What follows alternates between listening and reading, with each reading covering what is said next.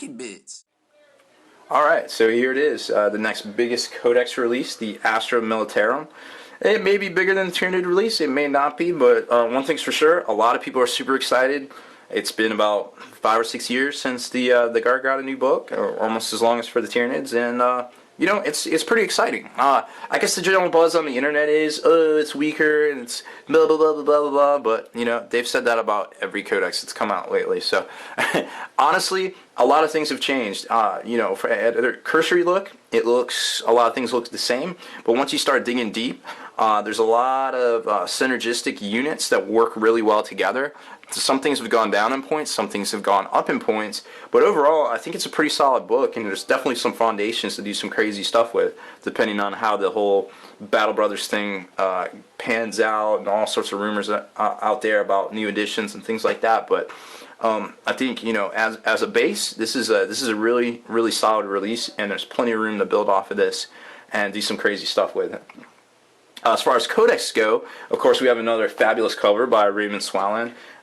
Spectacular art, and there's some newer art in here on the inset leaflet here. There's a full color picture of this in the inside here as well. There's kind of fighting some orcs, and there's a big war boss up there, and got some Valkyries screaming and things like that. So new art, lots of colorized art. Some of the old pieces got recolorized. Some brand new art. Either way, pretty cool stuff. It's about 110 pages, just the standard for codexes these days, I guess. And you know, it's the same quality, really great quality. Lots of full color photos and things like that. It's not over the top like the Scion's Codex. That was kind of just like art. Just art. Oh, another page of art. Oh, another page of art. Why did I pay $40 for this book? I don't know. But background-wise, it was good. So whatever. So like I said, we've got the contents here. Again, produced by the Games Workshop Design Studio. I guess, you know, Matt Ward caught too much hate, so now it's an anonymous writers. Who knows? Ooh, spooky. So we've got the Astra Militarum, just a normal, basically fluff section. Dark Millennium talks about some of the historical battles, things like Armageddon and things like that. Nothing too crazy. A lot of veterans are going to recognize that stuff. This is the actual like bestiary kind of section where it goes into the units and how they interact, the warlord traits, things like that. Armory of the Imperium, all the weapons, the new pieces of warrior. They call them the heirlooms of conquest. Some of the special characters have heirlooms of conquest as well. Nothing duplicates, so it's not going to be like a signature systems duplication thing with the Tau. It should work out pretty good. Regimental colors is just like basically the painted figures gallery, and then Hammer of the Emperor is the actual section where it goes into points cost, and that's really where the rubber hits the road, because a lot of things, you know, you can read all about the units here, but once you get into here and you see how the points costs are and what can be upgraded to what and how you got to take things to get other things, it really starts to kind of fall into place. I think at least in my mind, I see a lot of combos and a lot of things that are really super interesting, and I'm definitely looking forward to pointing up some army lists. So there's the old cover, some old artwork there, and like I said, it gets into all the fluff sections, you know, how it all works, you know, the bureaucracy of the Imperium. Here is basically the guards, I guess, legions or colors of notoriety. You can't really get a lot of these models anymore unless you want to get some stuff from Forge World, like you get the Elysian Drop Troopers or the Death Corps.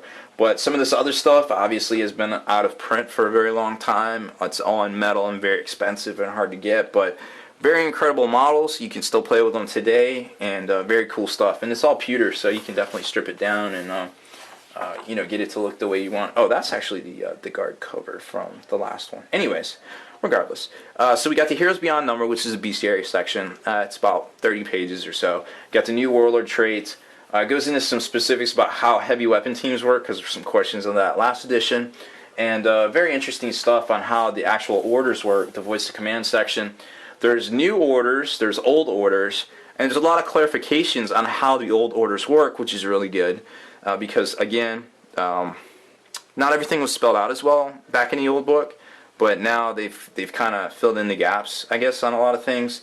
So a lot of things look at top level look the same, but once you start digging deep, it clarifies and it changes things a little bit. So it's definitely worth a second read. A lot of the stuff in this book, just because it can get kind of dicey at times. And then it gets into, you know, that whole section just kind of breaks into the bestiary section, I guess they call it, where it talks about the actual units, their stats, their special rules, kind of all the different things. And I'm going to do another video here shortly with kind of my thoughts on the new things and kind of how they're going to interact, and kind of go over kind of like a broad overview, kind of like I do with some of the other books. But for right now, we're just kind of touching on the actual book, the review itself. Like I said, a lot of full color art, a lot of new art, things we haven't seen before. It's good stuff, and I love looking at it. No, I didn't skip that section. Okay, so here we get to the actual war gear section, where it goes into some of the weapons and things like that, specialist war gear.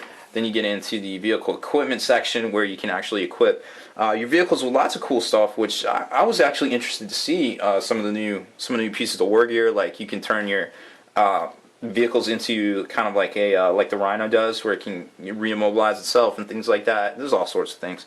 Heirlooms of Conquest, some are good, some are bad, some are overpriced. Some might be priced right if you can get them to work, but I don't know. We'll wait and see on that one. I don't think there's been any crazy pieces of war gear that really, besides maybe the Eternal Warrior, Shield Eternal from the Marines, that have really kind of seen widespread play in the meta. Maybe some of the signature systems for Tau or something like that. So generally they're okay, but not like super widespread and things like that. So then we've got the regimental colors, which is basically like all the painted Marines. I love that new Commissar model that's coming out next week. That thing he's pretty awesome. They can really do crazy stuff with plastic nowadays. It's just crazy.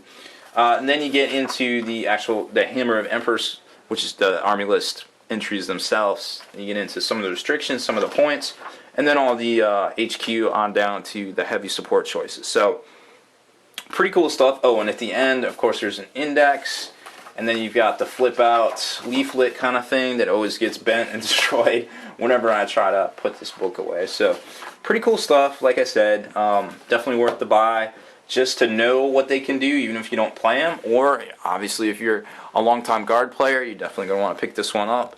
It's definitely worth the money as far as, you know, codexes go. So, and it's got a pretty good read on some of the big epic historical battles and things like that. So overall, I think it's going to be good, the book in general, and I think we're going to see a lot more from the Astra Militarum. And I don't know, who knows what's next? Who knows? Who knows? It's crazy. It's been a crazy year and a half for Games Workshop. So, but you know, may we live in interesting times. I guess they say in the novels. So that's it for this one, guys. Make sure you stay in the trenches, subscribe to this YouTube channel, check out the blog, spikybitsblog.com, and listen to our podcast, forgenarrative.com. Spiky Bits.